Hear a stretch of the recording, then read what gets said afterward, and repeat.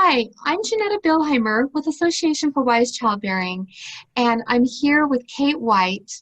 I'm so excited to be interviewing her today. She is a wealth of information about this topic, and our topic today, and the topic that we've been talking about, is healing trauma before giving birth.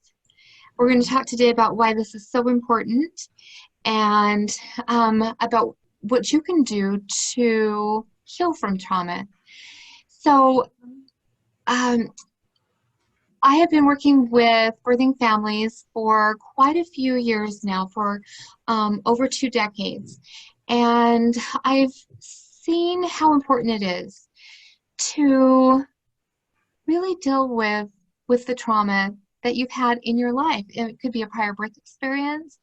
It could be something that just might not even seem like it's connected, but all of these things really make a huge difference in the kind of birth that we'll have, in how even the child growing within, how their brain is being built, and just the kind of things that they will have to deal with in their lives, just even relating back to our DNA. So I'm excited to have you join us today for this interview. I want to tell you a little bit about Kate White. I'm so excited to be interviewing her today. And let me tell you a little bit about why. So Kate White uses advanced body work, and she's a birth preparation educator, a somatic trauma resolution professional. And so she's been doing this for quite a few years. She's a mother of 2 children, and she holds advanced degrees in communication. She's also a craniosacral therapist. And I love this because craniosacral is such a wonderful tool for helping others to recover from difficult births and to have trauma resolution. So Kate is the founding director of education for the Association for Prenatal and Perinatal Psychology, and helps parents and those professionals who work with parents. She runs a private practice, and she offers seminars through the Center for Prenatal and Perinatal Programs. So welcome, Kate, to this interview today. Thank you. Yeah, it's wonderful to be here and help, clarify any questions and talk about the good work that we do. Tell us a little bit more about your training and just how you got into this work. Well, yeah, that was in your introduction. You went through sort of the litany of some of the things I've been training in, and I've been training particularly in helping mothers and babies since 1999, actually before then, probably 1995. And I started out as a traveler working in all over the world, helping with maternal and child health. That was my profession, primarily in Africa. And then I came back from there and decided to work with mothers and babies through body work. And I've been doing that ever since. And I got my craniosacral training in 1999. So for those of you out there that don't know about craniosacral, it's a very subtle form of therapy. And when we're trained to work with it, we train to feel patterns in the body. And so we always have questions on our form about, well, what was your birth like? Because there's a profound influence on the body from birth. And we're trained to feel that with our hands. So I had a client that came in for body work. This was over 20 years ago now. And when she got to that question on my questionnaire, she said, I think that my difficult birth is the reason why I've had lifelong depression. And I'd like to heal that. I'd like to heal it with you. And I said, sure. I mean, I didn't really know that people could remember their births. I knew that we could feel it in the cranium, especially in different parts of the body, that there's been long compression from birth. And she had a very difficult birth. She was a breech baby, and this was in the 1930s, a big breech baby. And her mother, this is the story. I mean, her mother started to hemorrhage while she was being born, and she turned herself around in utero and was born. And by turning herself around, she saved her life and her mother's life. And while I was holding her, because what you do with craniosacral is you hold people and you help them feel better by helping their health and their system rise. And you do that by feeling the fluid system. And I began to have panic attacks while I was holding her in the craniosacral therapy, which is really, that doesn't happen. I was very confused, and so I called the only person I knew at the time, which is a pioneer in birth psychology, which was William Emerson. And he basically told me that if people were remembering births on my table, I should get trained. And then he said, what was your birth like? It turned out my birth was a lot like her birth. I was also a breech baby. And somehow her near-death experience was triggering my own near-death experience of when I was born. And I swear, I had no idea that could happen. And I was hooked. I was so curious and so passionate. And I went around and studied with just about everybody I could, and turned over every stone and looked under every bridge to find the answers. And in the course of doing that, I got a tremendous amount of education, and then founded the education department at the Association for Pre and Perinatal Psychology and Health, and did that for 6 years. And now I run my own programs and have online healing programs and training professionals on the front line now, really hoping to prevent and heal trauma. And it's a mother-baby dyad approach. It's a family approach, but I came to it through the baby's experience. That's the story. That is so cool. And so I guess we can't always, you said prevent, and ideally that's what we really want to do. And if someone's pregnant, there's a lot of prevention that can occur. And then it sounds like there's a lot of hope for those that have maybe even been, maybe 60 years ago is when their trauma happened. Yes. And that you can heal from that is amazing. So maybe talk a little bit more about that. Well, we learned on adults. I mean, that's how we discovered that babies remember birth, in part.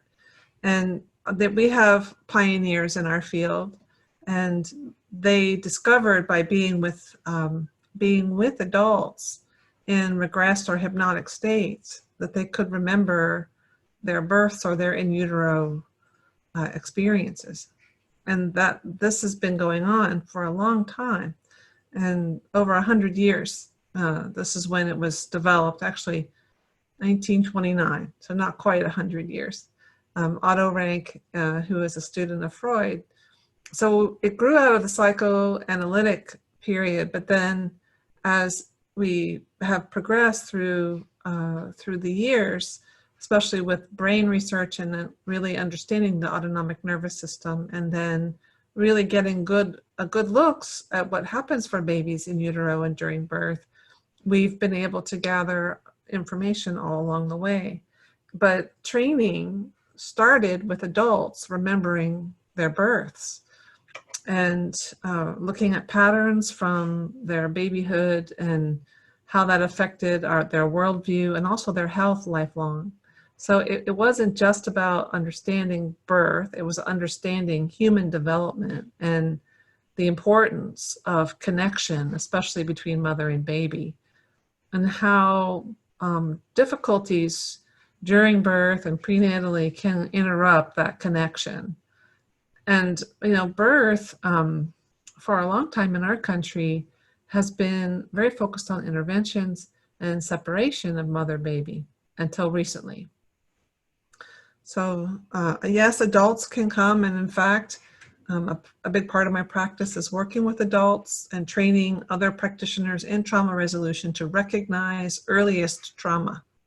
And that can start preconception with ancestral trauma and attachment. And then, depending on the mother and her early experience, the baby just develops in relationship with the mother and her experience, and then mysteries that happen in utero, and then the birth sequence and what happens after birth. So it's a lot, and it can set up these unconscious memories in our bodies. We call them implicit.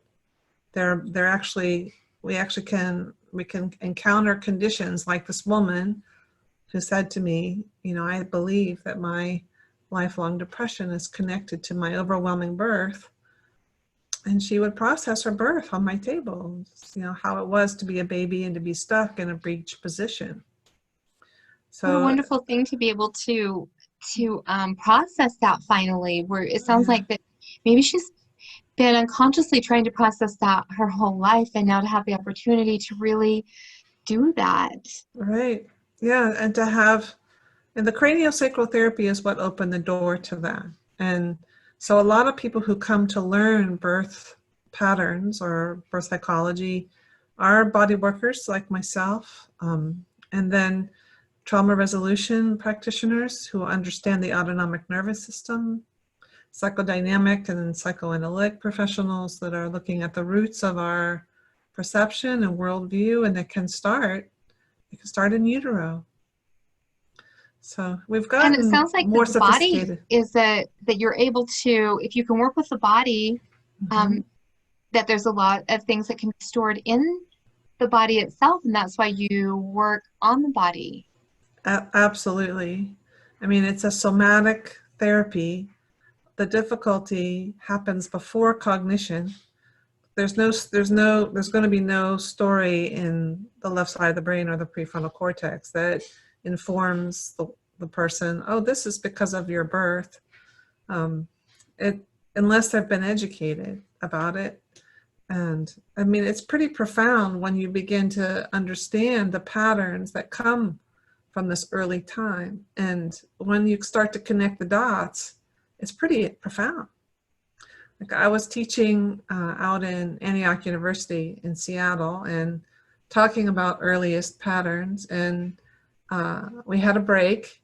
And during the break, one of our students went out and called her mother and said, Mom, how was I born? And she came back in and she put her hand up and said, you know, my mom said I was induced. What does that mean for me as the adult? She was like 20, maybe she was 21. And I said, well, if you have an induction pattern, often that means that your own impulse, your own energy to engage in the world and do things has been thwarted. It's been preempted. And somehow either you resist when people suggest things, or you have an opportunity, or you have a little bit of a false start. You feel a little aimless. You have a hard time making decisions and trying to get started in a pathway in your life. And she almost burst into tears, and she said, you know, that's exactly what I'm working on right now in my life. And this is the results of some of our earliest overwhelming experiences. They can set us up for an unconscious pattern until you meet someone who can help you make sense of it. And the way we do that is from the inside out, to help people feel into what their pattern is and where it started, and how to correct it using body work and awareness of the body's feelings and sensations, images, and the thoughts that can arise from that.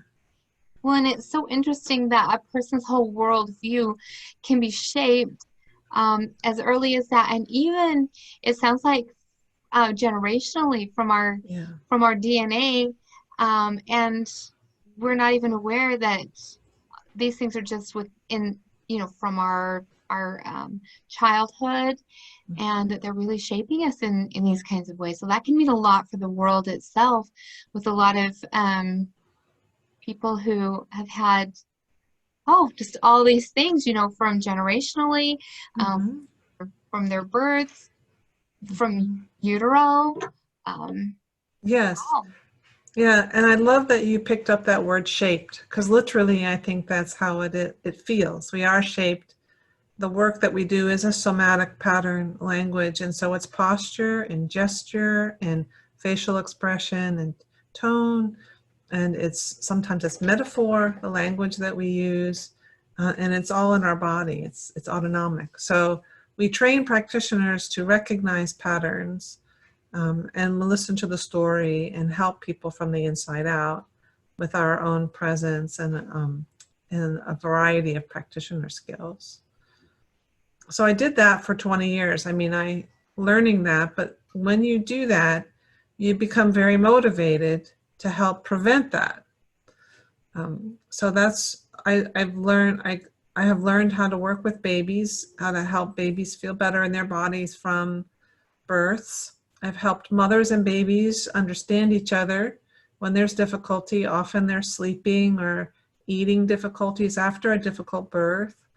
I've helped whole families recover from difficult birth because the partner, father, other parent can really be holding a lot of fear or helplessness or rage from a difficult birth experience. And you reorient the whole family, and they go on and they are connected after they walk out of your office. You know, ideally, that's the way it works. And then if I can get them before they have the baby, when they're pregnant, I help them connect with the baby. Prenatal bonding has really good outcomes, and even before conception is really great. Then you can have them feel like conscious conception and begin to recognize patterns in their own family and really claim how they want to be a parent. So important to do that work beforehand, so that you don't have to go through, your child doesn't have to go through years of carrying this with them and trying to resolve it, but they can come in clear and ready to face their life, it sounds like. Yeah. I know that one of our children, we went on a little walk, a little preconception walk. We just walked out in the trees and along the water, and we picked up fun little, things as we walked. And there was, we picked up these pods, and along with all the other things, this little rock, and it's just things as we would talk as we were walking about what we wanted for this child, and for the spirit that would come into our family. And then we came home and we put them just kind of on this, it was on the piano. We set them everything there, and just to kind of remind us of what we wanted for this child coming into our lives. And the next morning we woke up, and it had the pods had just opened up into this fluffy white, very, very soft cotton that was inside. And it was just kind of, I don't know, it just felt like it was a sign or something to us. And this child and she's a treasure. She's just so sweet and such a beautiful addition to our family. Just a beautiful part of our family. We're so grateful for her.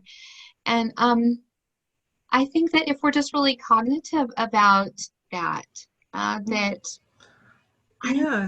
we welcome spirits in, and I think that that's a really wonderful thing.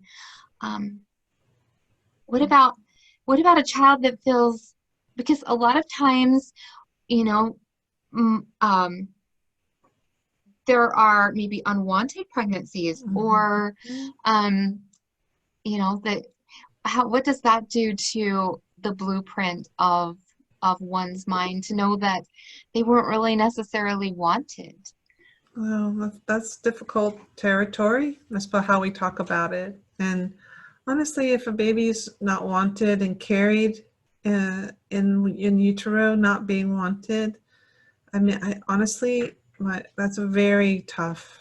And if you can have the imprint of not feeling like you belong, that you're not wanted, that you're not welcome, and it can create a lot of sort of self-hatred, and if that's not adequately processed, that could turn on to rage against self and the world.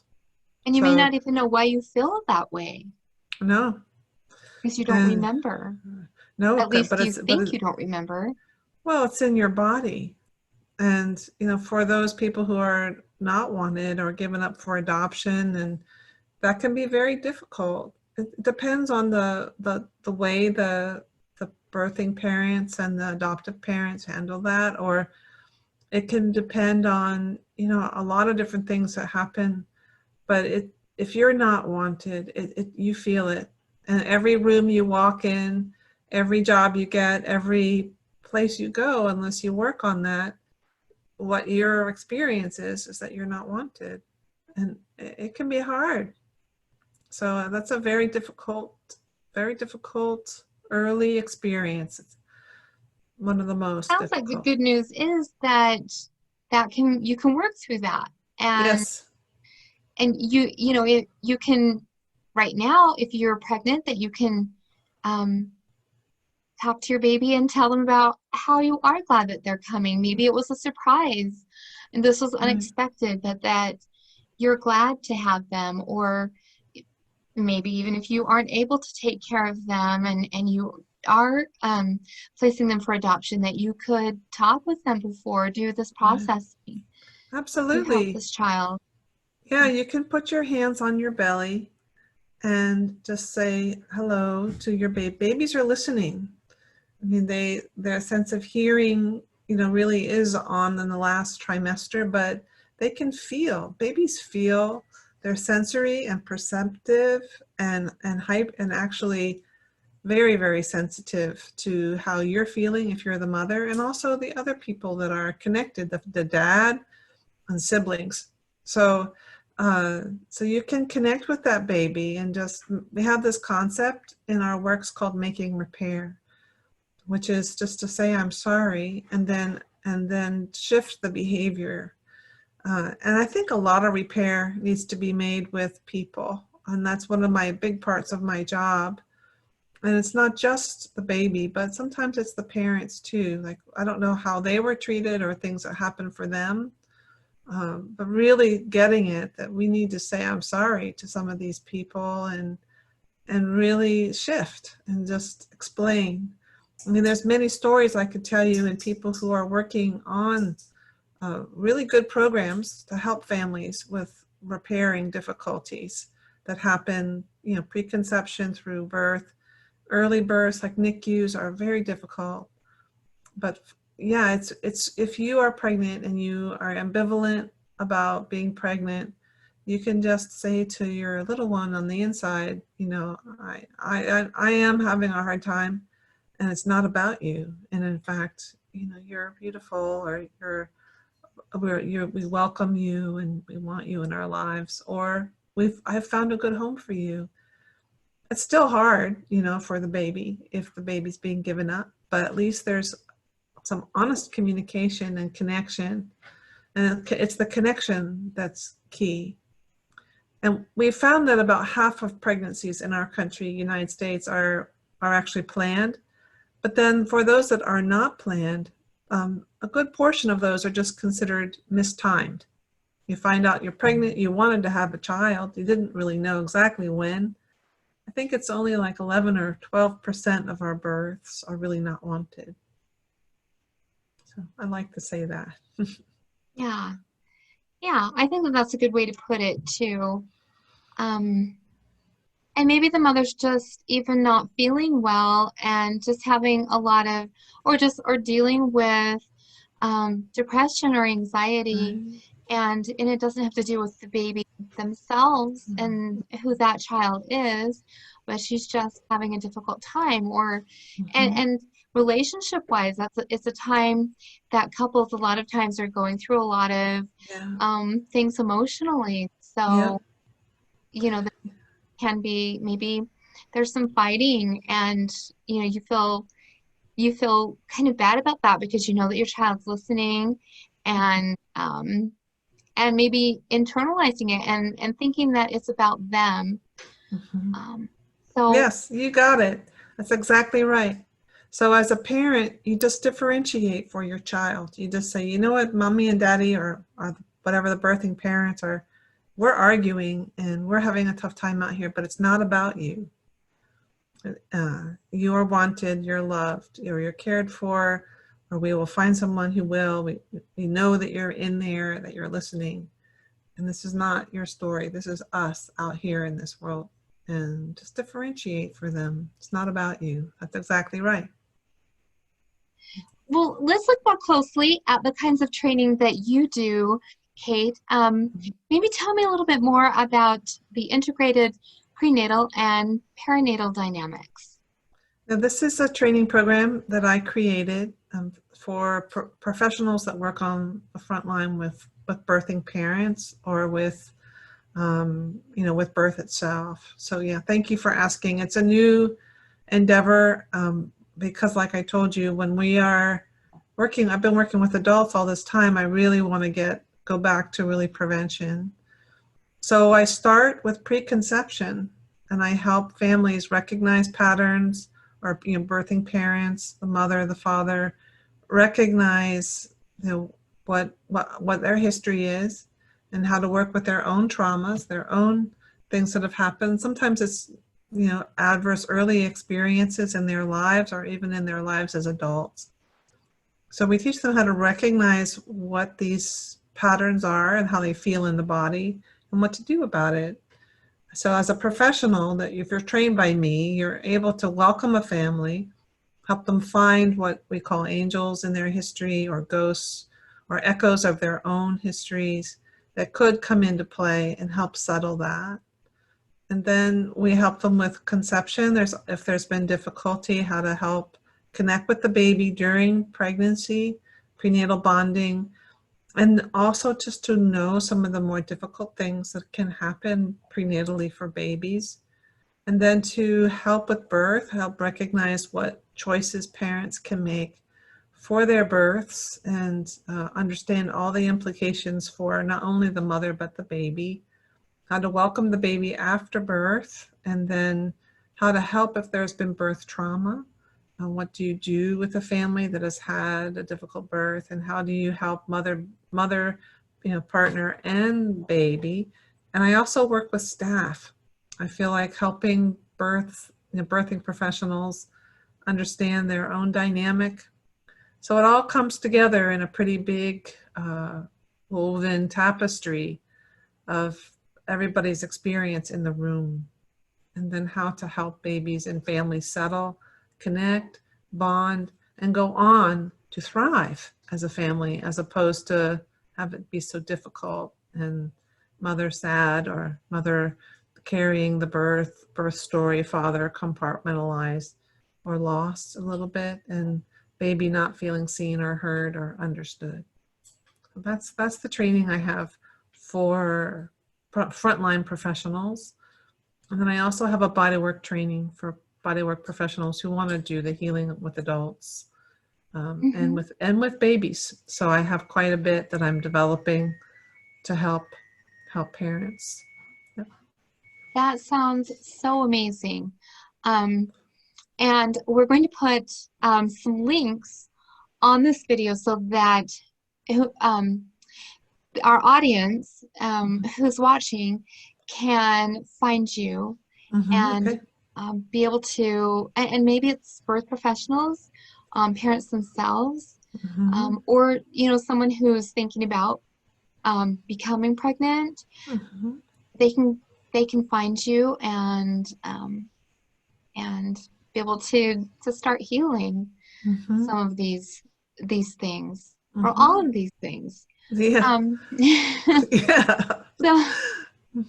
So Kate, you say that your work is about preventing and treating birth trauma for babies, families, and professionals, and I'm just wondering if you could, and I guess you've talked quite a bit about that, and I've heard you say that prenatal and perinatal somatic therapy exists like on a continuum from energy medicine to fetal medicine, and I'm just wondering if you could explain about that. Yeah. Oh, yeah. I would love to. And I first want to name that that there are some amazing practitioners that have helped craft and shape our paradigm, and they include Ray Castellino, who I'll give you the link for his programs, and they include pioneers that have discovered birth psychology over the years, like Marty Glenn and Wendy M. McCarty, and practitioners who somehow had their own memories of being born and realized, oh, I need to do something about this. So that this is a paradigm that's fairly, that's been around, like I say, for almost 100 years.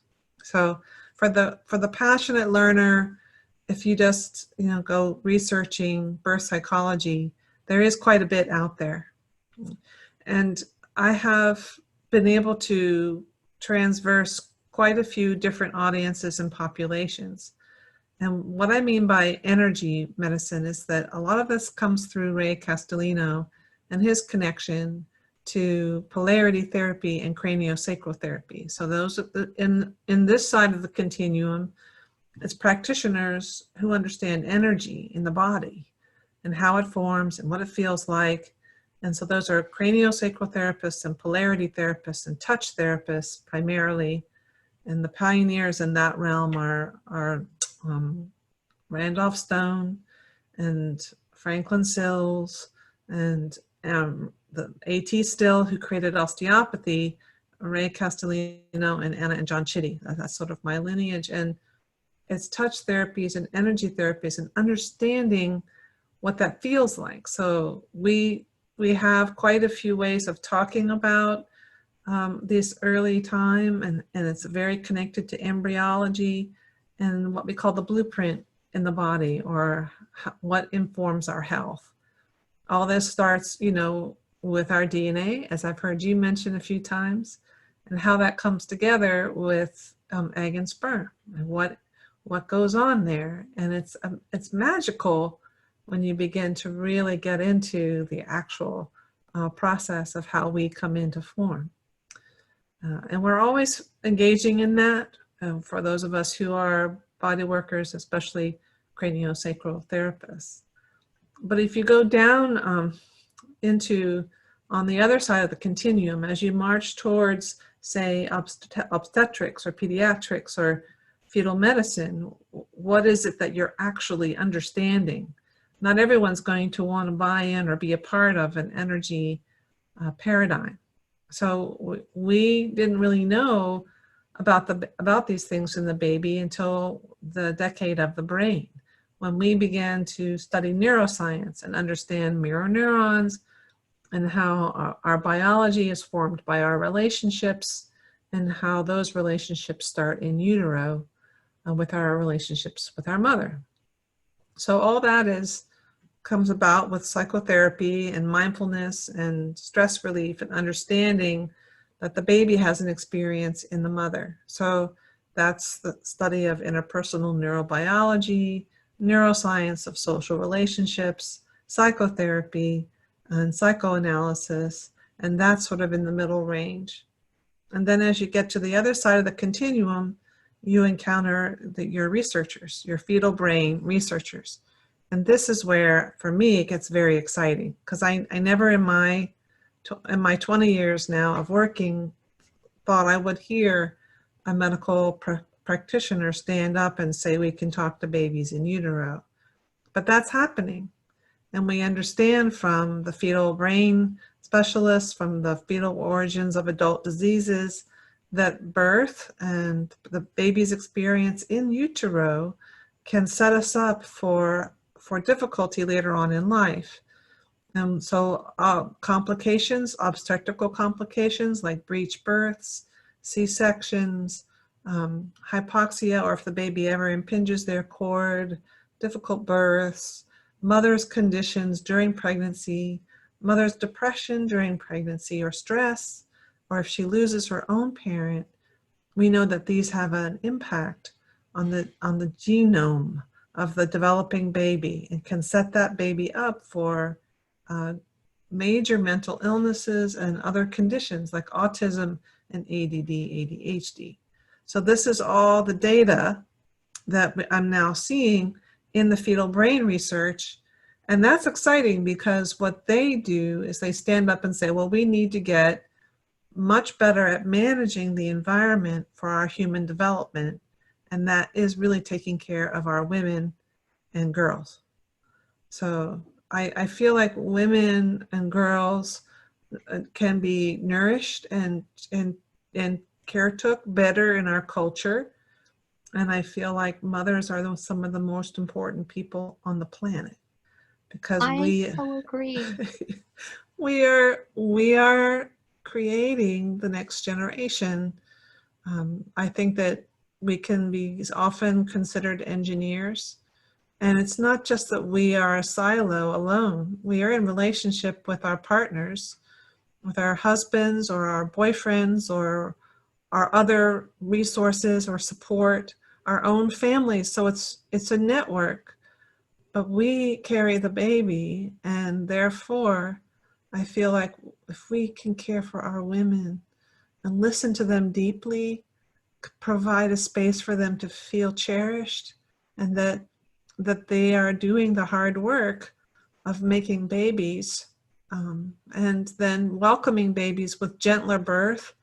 I mean, like really helping mothers and families have birthing process that can be as gentle as possible, and to be with babies afterwards in a gentle and nourishing way, and understand that they are super sensitive, super sentient, perceptive, very their nervous systems are still developing. And so I think we can do better, but it's gotten even better since I started teaching and understanding this paradigm. So I feel hopeful. Yes, so important. Preach it. Everyone, what Kate's saying is true. It's so true. Um, and it's so important to take care of our mothers and our girls, our Mhm. our to take care of people and be more nurturing and loving. Mhm. And that I think that we know that. I think that there's a lot that we're coming to know that a whole lot more, that there's a lot more awareness, like you're saying, and it was just so Mhm. exciting um, around all of this about how important this is. And Kate, I was just wondering if you could take me through your model of care, as if I'm a family. Uh-huh. And I know it might be best if I was, um, not yet pregnant.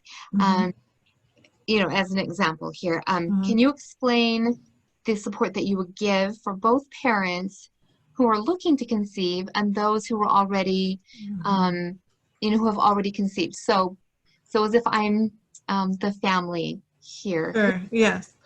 Well, I would want to get your intention first. Like, what is it that you want for yourself?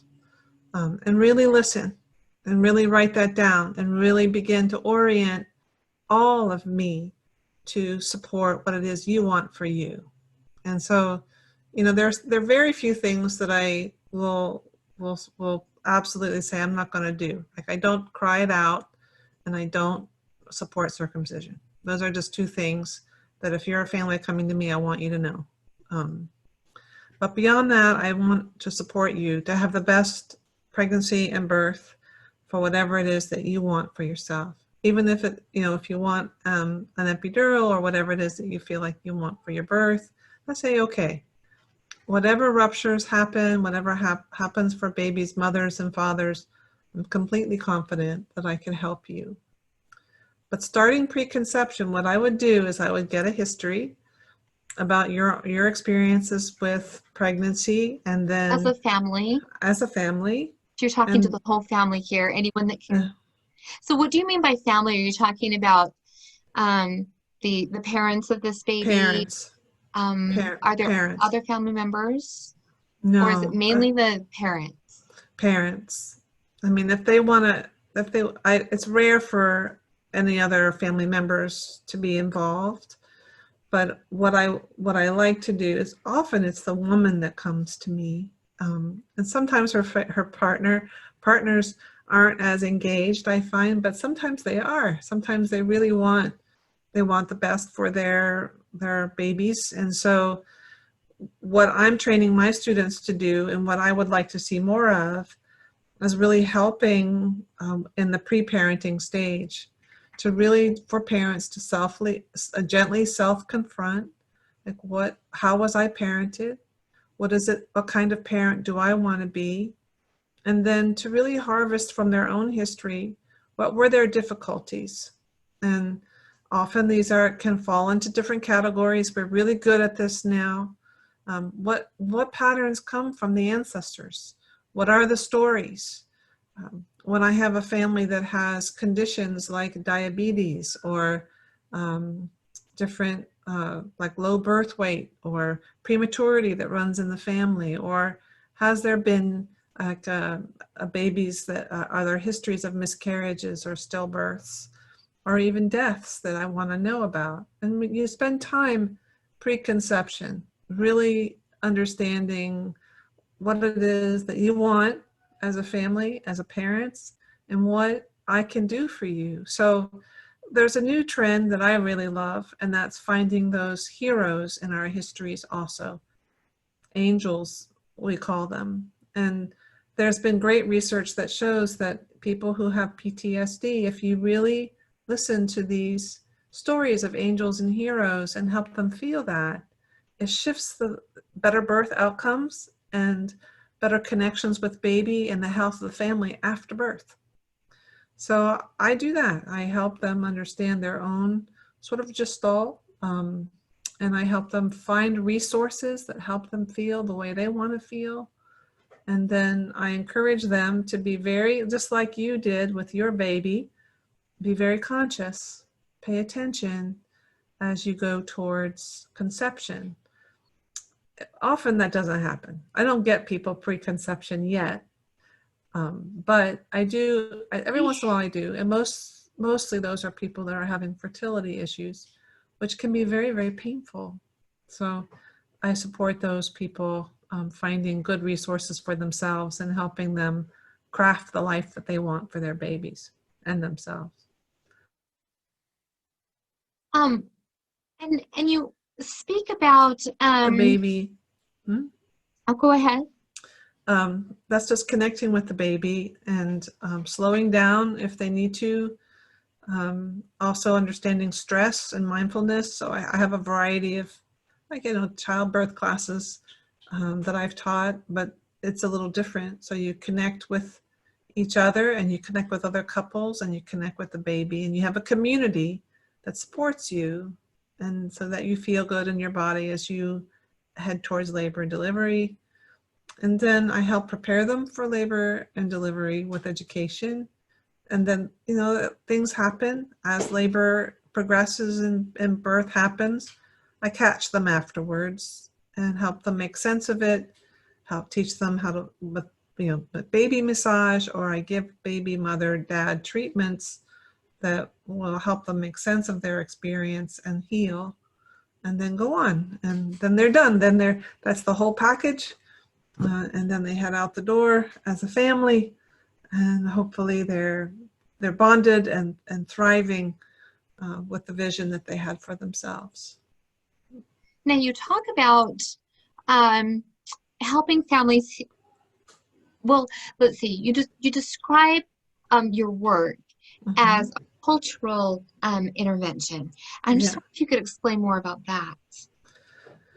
Well, I do feel like I'm a cultural creative. I feel like I'm an agent of change. And it used to be a much more lonely place. It's not so lonely anymore. There are lots of others now that are working to change birth in our country and all over the world. But I think that people have not wanted to see babies as aware or sentient or perceptive. But they've just wanted to see them as these small, not very intelligent objects and treat them as such. Blank slates that don't know anything. Right. And the truth of it is they're very sensitive and they know more than you think, and they want to interact, and they are, as my mentor John Chitty taught me, the royalty of humanity. And this is how I'm an agent of cultural change, just helping people, helping professions see that these early patterns are there because we're not being very conscious around our babies, just starting preconception. So if we can become more conscious and connect with baby even before birth, even before even conception, some people do, and behave in a manner that is welcoming and gentle, and helping that baby come into the world and be connected with the family, then they go on to find their purpose and on earth, why are they here? That they go on to live their purpose, and often with greater creativity and access to their full capacity. There are so many wounded people here, and if we could slow down and really get it that babies are conscious and telling us their story, and really listening and having them feel heard and seen and understood, we would have a different world. I see this as you're talking as really just this nurturing, beautiful thing that can be offered to healing the world and all. I think of a tree that maybe it's just gone crazy, and you try to tie it down with ropes and things like that to help it to grow straight again, and you're cutting here and there, and but you're and maybe as time goes on, that's a little bit of